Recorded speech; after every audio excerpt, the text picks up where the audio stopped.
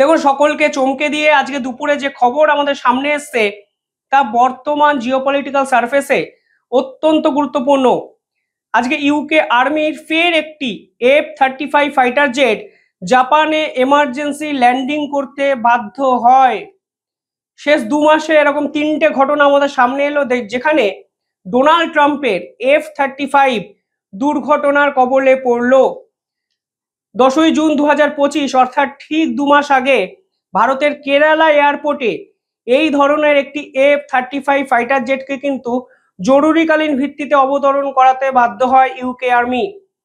প্রথমে মনে করা হচ্ছিল হয়তো ইঞ্জিনের তেল শেষ, পরবর্তীকালে তারা বলল ওয়েদার খারাপ, তাই তারা ফিরিয়ে নিয়ে যেতে পারছে না সেই ফাইটার জেটটিকে।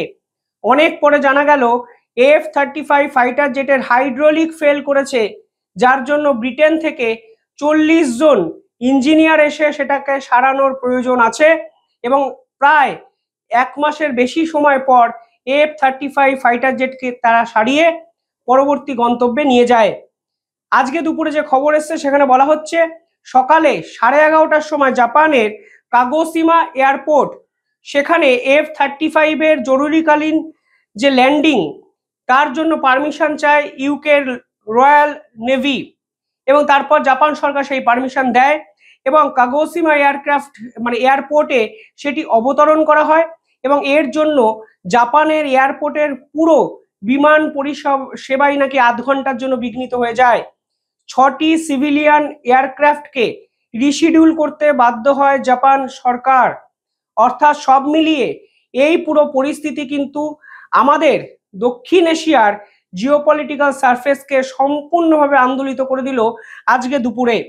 প্রাথমিকভাবে মনে করা হয়েছিল এটি একটি মেকানিক্যাল ফল্ট, কিন্তু এখনো জানা যাচ্ছে না ঠিক কিসের জন্য এই ফাইটার জেটটিকে এমার্জেন্সি ল্যান্ডিং করিয়েছে ইউকে। পরবর্তীকালে এই রিপোর্ট যেগুলো সামনে আসছে সেখানে বলা হচ্ছে হয়তো ইঞ্জিনে সেন্সর ফেল করেছে কিংবা কোনো অবস্থাতেই হাইড্রোলিক ওরিয়েন্টেড কোনো সমস্যার কথা কিন্তু সামনে আসছে। অর্থাৎ একটা জিনিস কিন্তু স্পষ্ট হয়ে যাচ্ছে, ডোনাল্ড ট্রাম্প যেভাবে বারবার দাবি করেছেন F-35 হলো বিশ্বের আধুনিকতম ফাইটার জেট এবং এই ফাইটার জেটের মধ্যে কোনো সমস্যা নেই এবং এর ব্র্যান্ডিং মার্কেটিং যেভাবে বারংবার আমেরিকার পক্ষ থেকে করা হচ্ছে, আদতে তা কিন্তু সবটাই মিথ্যে কথা। আরো গভীরে গিয়ে যদি দেখেন, আপনারা জানেন আমি 10ই জুনের কথাটি বললাম, যেখানে কেরালা এয়ারপোর্টে F-35 ফাইটার জেটকে অবতরণ করানো হয় এবং প্রায় 5 সপ্তাহ পর সেটিকে তারা নিয়ে যেতে চায়। দেখুন, আমেরিকা কি দাবি করেছে F-35 ফাইটার জেটকে নিয়ে? তারা বলেছে এটি মোস্ট কমপ্লেক্স এবং এক্সপেন্সিভ ফাইটার জেট। এই লেভেলের এই মুহূর্তে ফাইটার জেট বিশ্বে আর কোথাও নেই। 110 মিলিয়নের কাছাকাছি একটি ফাইটার জেটের দাম, যা নিয়ে ইতিমধ্যেই ব্রিটেনের সমালোচনা শুরু হয়ে গেছে এবং ব্রিটেনের অডিট রিপোর্টে পরিষ্কার বলা হচ্ছে আমেরিকা তাদেরকে বোকা বানিয়ে দিয়েছে। এই ফাইটার জেটকে মেনটেন করার জন্য যে পয়সা তাদের যাচ্ছে এবং যে ফল্ট প্রতি মাসে একটি করে আসছে, তা আসলে সাস্টেনেবল কখনোই নয়।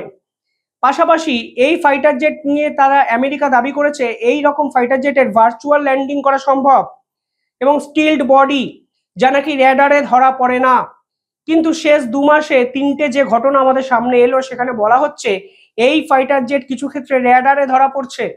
কারণ ভারতীয় সেনাবাহিনীর পক্ষ থেকে, এয়ারফোর্সের পক্ষ থেকে একটি টুইট করা হয়েছিল, বলা হয়েছিল আমাদের র্যাডারে F-35 ফাইটার জেটটি প্রাথমিকভাবে ধরা পড়ে, তারপর তারা এমার্জেন্সি ল্যান্ডিং এর আমাদের কাছে রিকোয়েস্ট করে। অর্থাৎ যদি এই ফাইটার জেট র্যাডার ফ্রি হয়, র্যাডারে যদি ধরা না পড়ে, তাহলে ভারতের এয়ারফোর্সের র্যাডারে কিভাবে ফাইটার জেটটি ধরা পড়েছিল? আজকেও জাপানে সেম জিনিস কিন্তু হলো, বারংবার একই হাইড্রোলিক ফেলিয়ার, ইঞ্জিনের সেন্সর নষ্ট এবং এমার্জেন্সি ল্যান্ডিং। এর একটা জিওপলিটিক্যাল সারফেস আছে। দেখুন, বর্তমানে ইন্দো প্যাসিফিকে ইকুয়েশনটা কিন্তু সম্পূর্ণভাবে বদলে দিয়েছেন ডোনাল্ড ট্রাম্প। এতদিন অবধি ইন্দো প্যাসিফিকে কিভাবে চায়নার ডমিনেন্সকে কন্ট্রোল করত আমেরিকা? জাপানকে দিয়ে এবং ইন্ডিয়াকে দিয়ে। ভারত এবং জাপান ছিল আমেরিকার ইন্দো প্যাসিফিকে স্ট্র্যাটেজিক পার্টনার। এখানে জাপান এবং ভারত, জাপান তো ছোট রাষ্ট্র, মেনলি ভারত ইন্দো প্যাসিফিকে তার ডমিনেন্সটাকে বজায় রাখতো এবং চায়না কিন্তু এই জন্য বারবারন্ত কিছু করতে পারতো না। আমেরিকা কিন্তু নিশ্চিন্ত থাকতো যে আমাদের সঙ্গে জাপান এবং ভারত আছে। এবার এই ঘটনার পর মানে যখন ট্যারিফ খেলা ডোনাল্ড ট্রাম্পের পক্ষ থেকে খেলা হচ্ছে, তখন রাশিয়া এবং চায়না দুজনেই ভারতকে সঙ্গে নিয়ে ইন্দো প্যাসিফিকে কন্ট্রোল করার চেষ্টা কিন্তু করছে। রাশিয়া ইতিমধ্যে এই ঘটনার পর একটি স্টেটমেন্ট দিয়েছে। তারা বলেছেন an empire with jets in the shop, অর্থাৎ F-35 ফাইটার জেটের এই ঘটনার পর রাশিয়া বলছে এটি রাজপ্রাসাদ, দোকানে ঝুলিয়ে রাখুন, দোকানে বিক্রি করার জন্য।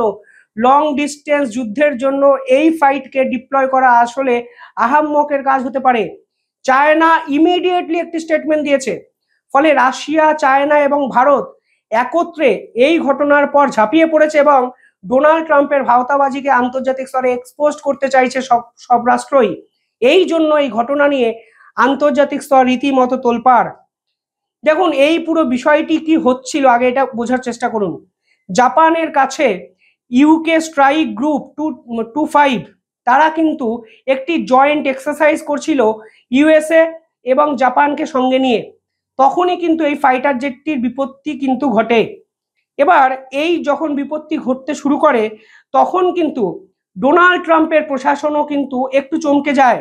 তারা বুঝতে পারছে না ইন্দো প্যাসিফিক নিয়ে তাদের অবস্থানটা বর্তমানে যেভাবে পাল্টে গেছে সেই পাল্টা মোকাবিলাটা তারা কিভাবে করবে। কারণ এখানে অত্যন্ত গুরুত্বপূর্ণ ট্রেড রুট আছে, যে ট্রেড রুটকে ব্যবহার করে চায়না দেশ বিদেশে ব্যবসা বাণিজ্য করে। আর এই ট্রেড রুটকে কন্ট্রোল করার জন্য জাপান এবং ভারতে আমেরিকার সঙ্গে সম্পর্ক রাখাটা আমেরিকার জন্য কিন্তু খুব ইম্পর্টেন্ট হয়ে যাচ্ছিল। কিন্তু যেহেতু ভারতের সঙ্গে ডোনাল্ড ট্রাম্প ট্যারিফ খেলা খেলে দিয়েছেন, ফলে জাপান ছাড়া এই মুহূর্তে চায়নাকে কাউন্টার করার জন্য ইন্দো প্যাসিফিকে আমেরিকার কাছে কিন্তু কিছু নেই। তার জন্য আমেরিকা চাইছিল UK navy, UK royal navy তারা যদি জয়েন্ট এক্সারসাইজ করে জাপান, ইউকে এবং আমেরিকা একসঙ্গে একটা মিলিত শক্তিশালী জোট গঠন করতে পারে, তাহলে তারা ভারতকে ছাড়াই ইন্দো প্যাসিফিকে চায়নার ডমিনেন্সকে কন্ট্রোল করতে পারবে। কিন্তু কেসটা উল্টো হয়ে গেল। যখনই তারা এই পরিকল্পনা করলো তখনই এই ধরনের এক্সারসাইজে শেষ 2 মাসে 3টে এমন ঘটনা সামনে এলো যা কিন্তু ডোনাল্ড ট্রাম্পের ঘুম উড়িয়ে দিতে বাধ্য, এবং ডোনাল্ড ট্রাম্পও হয়তো লাস্টে মেনে নিতে বাধ্য হচ্ছেন এই অঞ্চলে ভারত ছাড়া শুধুমাত্র জাপানকে দিয়ে কোনোভাবেই চায়নাকে মোকাবিলা করা সম্ভব নয়। ইউকের কথা তো ছেড়ে দিন, ব্রিটেনের যা ক্যাপাবিলিটি আমরা দেখতে পাচ্ছি একাধিক এক্সারসাইজে তারা ফেল করছে, অন্তত ডোনাল্ড ট্রাম্পের এই ফাইটার জেটকে ভরসা করে ফেল করছে, তাতে ইউকে ইন্দো প্যাসিফিকে ঝাঁপিয়ে পড়ে চায়নাকে থামাবে এই সম্ভাবনাও কিন্তু বর্তমানে দেখা যাচ্ছে না। পাশাপাশি এই মুহূর্তে F-35 ফাইটার জেট যখন জাপানে নামে তখন আমেরিকাতেই একগুচ্ছ প্রশ্নচিহ্ন উঠে যায়।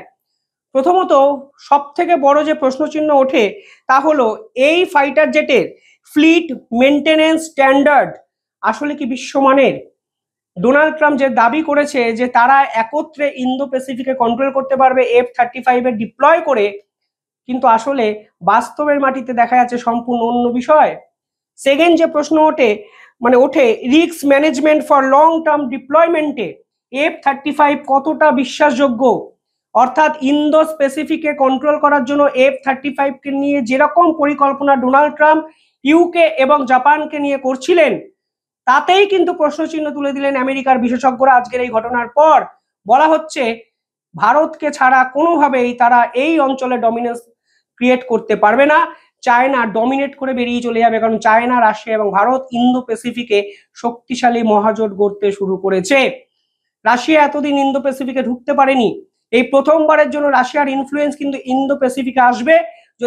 যদি ভারত এবং রাশিয়ার সম্পর্ক আরো শক্তিশালী হয়, যদি ব্রিক্স কান্ট্রিগুলো মহাজোট তৈরি করতে পারে, এবং যদি সাংহাই কর্পোরেশনের যে মিটিং আছে, SCO যে সামিট আছে, সেখানে পুতিন, চীনের প্রেসিডেন্ট এবং নরেন্দ্র মোদী একত্রে মিলে ইন্দো প্যাসিফিকে ডমিনেট করার জন্য নতুন কোনো স্ট্র্যাটেজি তৈরি করেন, ফলে এই মুহূর্তে দাঁড়িয়ে আমেরিকা ফিল করতে শুরু করছে ভারত ছাড়া তাদের কোনো গতি নেই।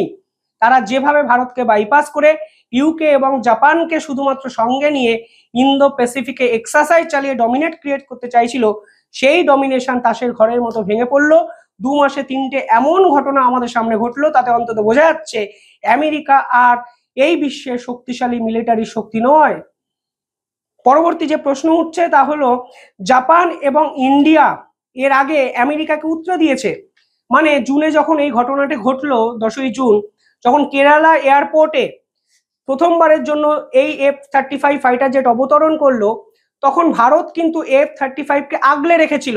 ব্রিটেনের পার্লামেন্টে প্রশ্নচিহ্ন উঠেছিল যে ন্যাটোর সদস্য ভারত নয়, তাহলে আমরা শত্রু একটা দেশকে কিভাবে ভরসা করে দিনের পর দিন ফাইটার জেটকে ভারতে ফেলে রাখছি। ভারত বলেছিল আমরা কি হ্যাঙ্গারে রেখে দেবো, অর্থাৎ ভিতরে ঢুকিয়ে কি রেখে দেবো, কারণ প্রকাশ্যে দিবালোকে এই ধরনের 35 যদি পড়ে থাকে তাহলে টেকনোলজি লিকেজ হয়ে যেতে পারে। তখন কিন্তু আমেরিকা এবং ইউকে ভারতকে পারমিশন দেয়নি। পরবর্তীকালে তারা রিয়েলাইজ করলো এই ভারতের মনে কোনো খারাপ কিছু করার প্রবণতা নেই, এবং তারা ভারতকে বলল দয়া করে হ্যাঙ্গারে আপনারা রাখুন, F-35কে এরকম খোলা আকাশে রাখবেন না।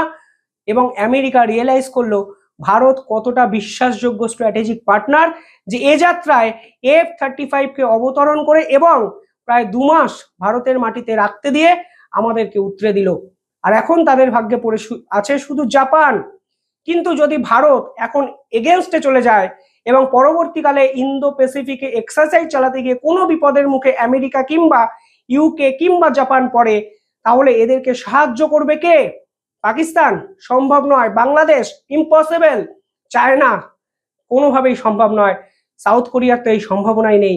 তাই ইন্দো প্যাসিফিকে যদি ডমিনেট বজায় রাখতে হয় তাহলে ভারতকে ছাড়া যে গতি নেই তা কিন্তু পরিষ্কার বুঝে গেলেন ডোনাল্ড ট্রাম্প। এবং এরপরেই হয়তো ডোনাল্ড ট্রাম্পের পাল্টা স্ট্র্যাটেজি দেখবেন, কিছুদিনের মধ্যেই ডোনাল্ড ট্রাম্প ভারত সম্পর্কে ফের ভালো ভালো কথা বলতে শুরু করবেন। মনে রাখবেন এই পুরো ঘটনাগুলো কিন্তু একটার সাথে একটা ইন্টারলিঙ্ক। আমি সহজ ভাষায় আপনাকে বোঝানোর চেষ্টা করলাম। এই জন্যই আজ জাপানে এমার্জেন্সি ল্যান্ডিং এর পর এই ঘটনা নিয়ে আন্তর্জাতিক স্তর রীতিমতো তোলপাড়। কমেন্টে জানাবেন আপনারা কিভাবে দেখছেন পুরো ঘটনাটি। ধন্যবাদ।